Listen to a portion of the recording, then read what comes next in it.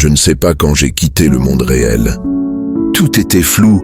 Je crois que je me suis levé, sans me réveiller, mes yeux ouverts, mon esprit endormi.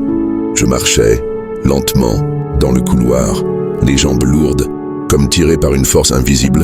C'est ma mère qui m'a vu en premier. Sa voix douce m'a atteint sans vraiment me toucher. « Mon fils, tu vas où ?» Mais je ne répondais pas. Je marchais, les yeux dans le vide. Son inquiétude est montée, un peu plus forte. « Tu m'entends ?» Puis mon petit frère est apparu, inquiet lui aussi. « Ça va ? Pourquoi tu fais cette tête ?» Sa voix m'a énervé, je ne saurais dire pourquoi.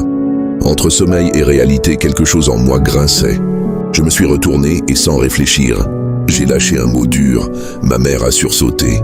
« Pourquoi tu lui parles comme ça ?» Et là, j'ai explosé, comme un barrage qui cède. Des mots sont sortis, forts, brusques, incontrôlés.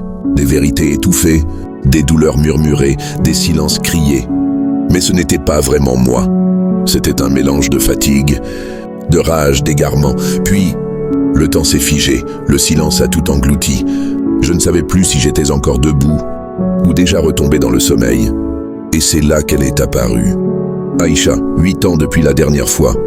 Mais son visage, intact, inchangé, elle m'a fixé. Tu sais, t'as toujours été comme ça. Je ne comprenais pas. Mais elle comprenait tout. J'étais figé, muet. Les mots me trahissaient. Puis une voix grave, rassurante, calme. Mon père, laissez-le tranquille. Il parle sans savoir.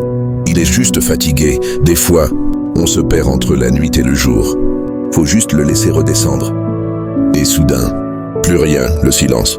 Le vrai, je me suis réveillé, allongé, les yeux fixés au plafond. Je ne savais plus si tout cela était un rêve, ou si c'était la réalité qui s'était déguisée. Mais une chose est sûre, ce rêve-là avait plus de goût que la réalité.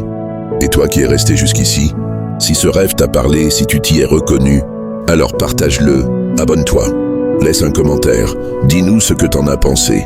Si ça t'a touché, garde-le, reviens-y, et surtout fais-le tourner. Parce que parfois, ce qu'on vit dans un rêve, ça réveille quelque chose qu'on croyait endormi.